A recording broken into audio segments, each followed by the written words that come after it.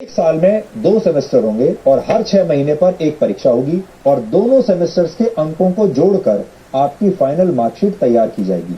यानी अब एक छात्र के तौर पर आपको पूरे साल पढ़ाई करनी होगी और आप ये कहकर बच नहीं सकेंगे कि आप सिर्फ फाइनल एग्जाम्स की तैयारी करना चाहते हैं। इससे पहले आपने देखा होगा बहुत सारे छात्र ऐसे होते हैं जो साल के सिर्फ आखिर में कुछ समय तक पढ़ते हैं, 1-2 महीने पढ़ाई कर लेते हैं और फिर उसके आधार पर वो फाइनल जो परीक्षा होती है उसमें बैठते हैं और उनमें से बहुत सारे लोग अच्छे नंबर ले भी आते हैं। लेकिन ये वो लोग होते हैं जिन्होंने पूरे साल पढ़ाई नहीं की।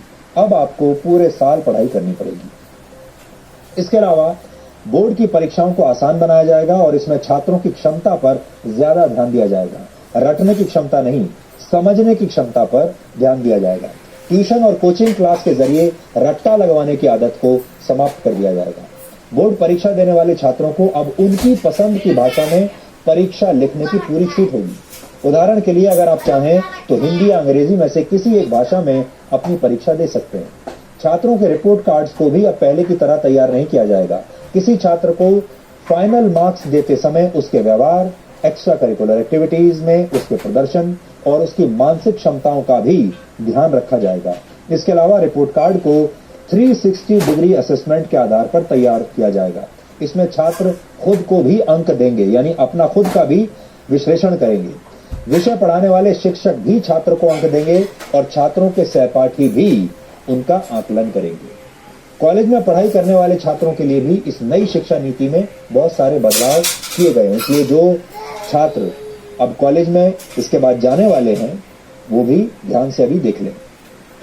अब देश के छात्र कॉलेज में एडमिशन के लिए कॉमन एप्टीट्यूड टेस्ट दे पाएंगे। इसका अर्थ यह है कि अगर 12वीं कक्षा के बोर्ड एग्जाम्स में आपके ठीक नंबर नहीं आए हैं या आपके मार्क्स इतने नहीं आए हैं कि आपको कट ऑफ परसेंटेज के आधार पर सीधे किसी कॉलेज में एडमिशन मिल पाए, तो आप कॉमन एप्टीट्यूड टेस्ट भी दे सकते हैं और फिर इस टेस्ट में आपके प्रदर्शन को आपके 12वीं कक्षा के नंबरों के साथ जोड़ दिया जाएगा और उस आधार पर आपको आपके मनपसंद कॉलेज में एडमिशन मिल पाएगा।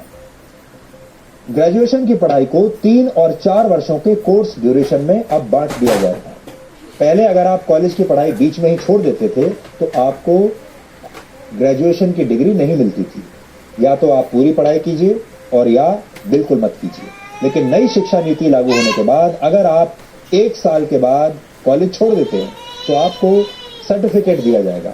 ये आपका सर्टिफिकेट कोर्स माना जाएगा। अगर आपने कॉलेज का फर्स्ट ईयर कंप्लीट कर लिया और उसके बाद पढ़ाई छोड़ दी तो आपको सर्टिफिकेट कोर्स का सर्टिफिकेट मिलेगा।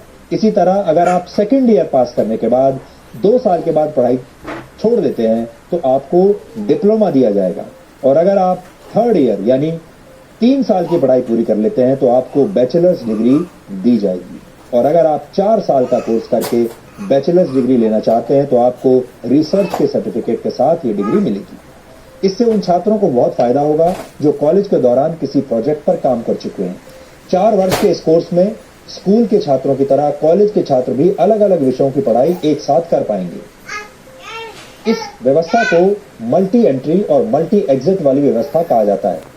यानी छात्र जब जिस विषय की पढ़ाई करना चाहेंगे तो वो ऐसा कर सकेंगे और जब वो ये पढ़ाई छोड़ना भी चाहेंगे तो ये काम भी आसानी से कर सकेंगे। इसीलिए इसे मल्टी एंट्री और मल्टी एग्जिट कहा गया है।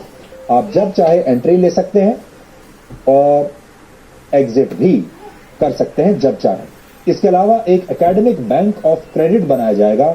इसके तहत अगर आप एक से ज्यादा कोर्स एक साथ करना चाहते हैं तो आप ऐसा कर पाएंगे और जिस कोर्स को आप जहां तक कंप्लीट करेंगे उसके अंक इस क्रेडिट बैंक में जमा हो जाएंगे और फिर जब आप फाइनल डिग्री के लिए कोई कोर्स करेंगे तो उस क्रेडिट को इसमें जोड़ दिया जाएगा। ये पूरी व्यवस्था पूरी तरह से डिजिटल होगी, ऑनलाइन होगी।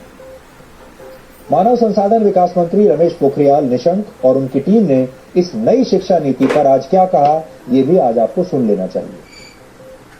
कि पूरी दुनिया में शायद इससे बड़ा परामर्श विचार विमर्श कभी नहीं हुआ होगा।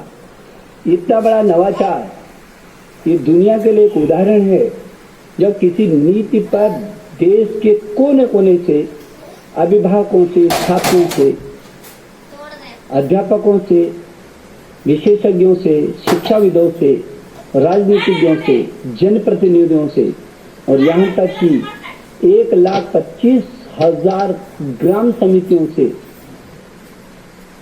विचार विमर्श किया गया हो। ये बेहद महत्वपूर्ण है क्योंकि 34 साल से शिक्षा नीति में परिवर्तन नहीं हुआ था और इसलिए आज का ये जो परिवर्तन है और जो नई शिक्षा नीतियां है, मुझे विश्वास है कि पूरा समाज और सभी देशवासी इसका स्वागत करेंगे और दुनिया के शिक्षाविद भी इसको निश्चित रूप से सराहना करेंगे। आज की व्यवस्था में यदि 4 साल इंजीनियरिंग पढ़ने के बाद या 6 सेमेस्टर पढ़ने के बाद किसी कारणवश मैं आगे नहीं पढ़ सकता हूं, तो मेरे पास कोई उपाय नहीं है, मैं आउट ऑफ द सिस्टम हो जाता हूं। Multiple entry and exit system में ये रहेगा कि 1 साल के बाद सर्टिफिकेट, 2 साल के बाद डिप्लोमा, 3 या 4 साल के बाद डिग्री, यानी और multiple entry through academic bank of credit, जो नीचे बुलेट है कि मेरे जो क्रेडिट फर्स्ट ईयर के हैं, सेकेंड ईयर के हैं, जैसे बैंक के सेविंग अकाउंट होते हैं वैसे ही एकेडमिक क्रेडिट में डिजी लॉकर के माध्यम से हमारे वहां पर क्रेडिट रहेंगे। So that in the third year if I want to take a sabbatical for a year, I want to take a break for any reason, family condition or otherwise for some time, and I return after a fixed period, within a fixed period of which will be prescribed by the new Higher Education Commission. If I come back to the education system, I will not be asked to repeat the first and second year. My credits are already there in the academic credit bank. I will utilize those credits for my further education. आप सब जानते हैं कि अभी 10+2 structure है, जिसमें जो पहले 10 वर्ष हैं उनका एक तरह से फेज वाइज करिकुलम होता है। फिर सडनली जब आप सेकेंडरी में जाते हैं, +2 में जाते हैं, तो सब्जेक्ट जो है स्पेशलाइजेशन होने लगती है। यहाँ पर जो हम सिस्टम लेकर के आए हैं वो 15 वर्ष का जो आप देख रहे हैं 5+3+3+4, उसमें 3 वर्ष तो पूर्व प्राथमिक है। उसी तरह जो +4 लिखा है वो 9th to 12th है।